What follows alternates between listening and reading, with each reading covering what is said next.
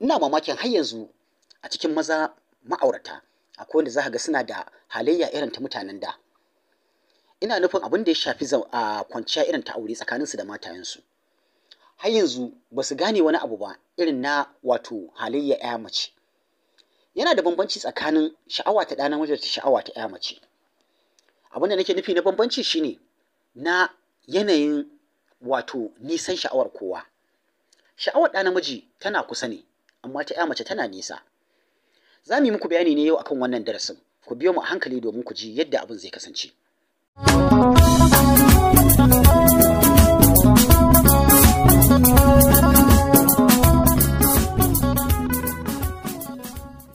Barkamu da dawowa. Idan wannan kare ne kuka fara sauraron wannan tasha ta Hula da Kallabi, muna fata za ku danna mana wannan lamba ta subscribe, ku kuma yi liking ku sharing domin ƴan uwa su gani su amfana. Barkamu da sake saduwa. Yau darasin namu kamar yadda muka muku shimfiɗa shine zai magana ne akan wato abin da ya shafi kwanciya ta tsakanin ma'aurata. Domin da yawa mata ana cutar da su a wannan yanayi. Da yawa mazaje ba ma lura da wani haƙi nasu na matanmu, sai dai mu kama muka wato muke dubawa. Wato me? Wato muna duba wato biyan buƙatar mu akan tasu.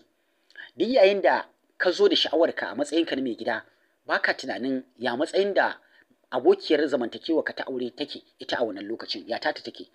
Kawai taka kake ƙoƙarin biya. Kuma ka manta cewa yanayinmu halittarmu ba ɗaya Allah ya yi mu ba. Kai yadda sha'awarka take a kusa, yanzu kai sha'awa yanzu ka biya buƙatarka, baka da matsala. Ita daban take. Abin da muke mantawa shi yasa addini ya bamu ko kuma aka yi mana nuni da akan cewa idan kana da wannan buƙatar ya kamata ka aika ɗan aike. Ɗan aike shi ne ake nuna maka ba ɗan aike irin na mutum ba, a'a aike ne dabara ce ko kuma in ce wata kinaya ce ta isar da wani wato saƙo ko kuma ka isar mata da wani saƙo tsakanin kai da ita ta hanyar wasanni kafin lokacin kwanciya, ma'ana ko lokacin da aka zo kwanciya. Saƙonni wato ma'ana na aika saƙon nan da za ka yi tsakanin kai da ita na wasanni na ɗan wani lokaci, wanda wannan shi ne a matsayin ɗan saƙon. Domin me? Domin ya aika saƙo ga wannan sha'awar ta da take nesa ta dawo kusa, ta zo kusa. Domin me? Domin a taru a biya wa juna buƙatu ba tare da an cutar da wani ba. Amma da yawa daga cikin magidanta ba sa lura da wannan. In ma sun sani wasu za ka ga suna ganin ba su ɗauke shi da wani muhimmanci ba. Saboda da yawan matan ba sa wato nuna damuwarsu ko kuma ba sa kokawa akan hakan. Domin me? Domin irin kunya da take tattare da mata. Ba kowace ƴa mace ce a matsayinta na matar taka ma za ta fito ta gaya ma ta ce ni ban gamsu ba ko abin bai min ba ko wani abu makamancin haka.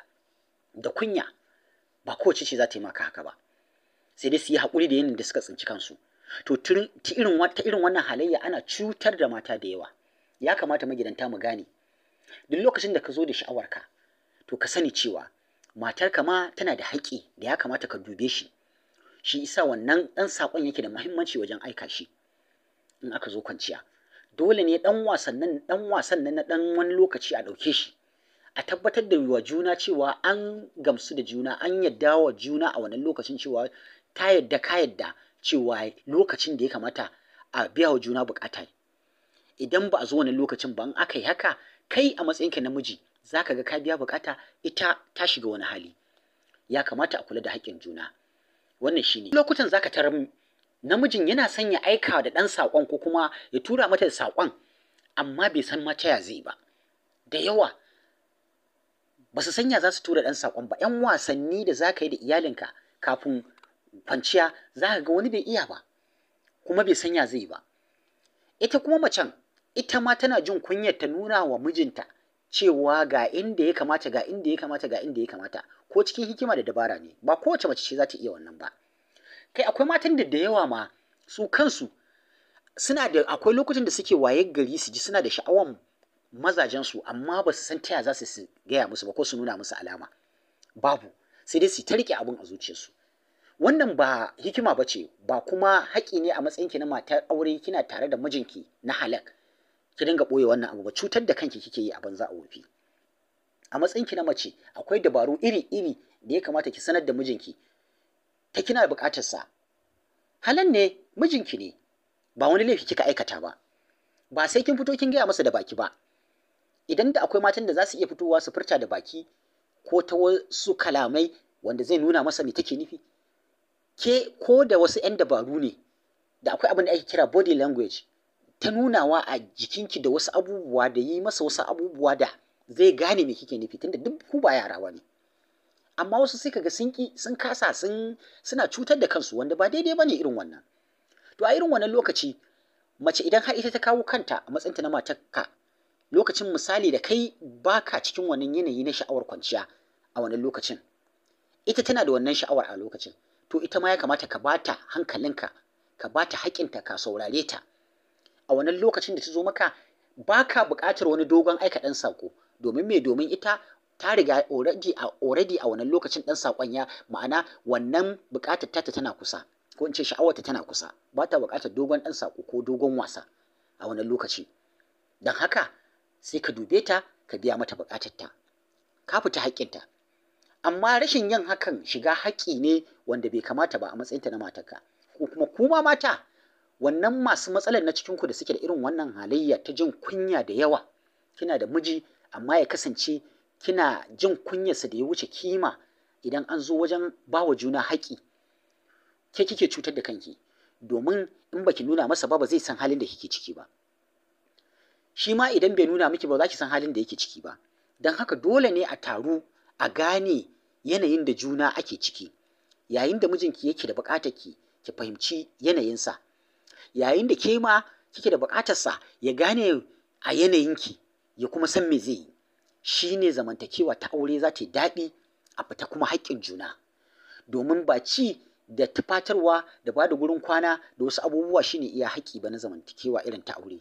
Wannan ma yana da muhimmanci sosai, kuma yin hakan shine ake kira fahimtar juna. In kuka fahimci junanku za ka ga zama ya ƙara daɗi, soyayya ta ƙara ƙulluwa tsakanin ke da mijinki, za ka ga babu matsala. Idan kuka zama kun iya bayyana wa junanku me kuke da buƙata a tsakanin junanku akan junanku ta wajen kwanciya da duk wasu alamu. Dama a nan ne aka fi samun matsala ta wajen kwanciya. Akwai wasu za ka ga Allah ya halicce su matan suna da irin kunyar da ba za su ma iya fitowa su nuna ya suke ba, sai dai idan su mazansu ne suka yi ƙoƙari suka gano yaya yanayin matansu yake a wajen wannan, ina da ina ne ya kamata a ce nan mijinki ya sani a ɓangarori na jikinki da zai iya sawa ki samu gamsuwa a fanni na kwanciyar aure. Ke ma ki gane ina da ina ne ya kamata ki sani sassa na jikin mijinki da idan kin taɓa su ma'ana zai samar masa da gamsuwa irin ta kwanciya ta aure. Wannan abu ne da ake kira collective responsibility. Sai an haɗa hannu da ƙarfi tsakanin juna, cuɗe ni in cuɗe ka, sannan ne za a samu abin da ake so. Amma ba a yi irin dinga zama na auratayya ana cutar da juna ba, ma'ana musamman ɓangaren mata, kai ka gamsu ita bata gamsu ba, kuma baka damu ba, baka sani ba, ke baki sanar da shi ba, shi kuma bai damu ba, sai dai ki bar abin a cikinki. Wannan cutar da kai ne. Ya kamata mu gane mu kuma fahimci junanmu. Shine babu yadda za a idan aka ce mata da miji ba su fahimci junansu ba, to babu wani wanda zai fahimci juna, za a fahimci juna da shi kuma. Muna fata kun ji daɗin wannan bidiyo. A tara a gaba domin samun wani bidiyon makamancin wannan. Mu huta lafiya.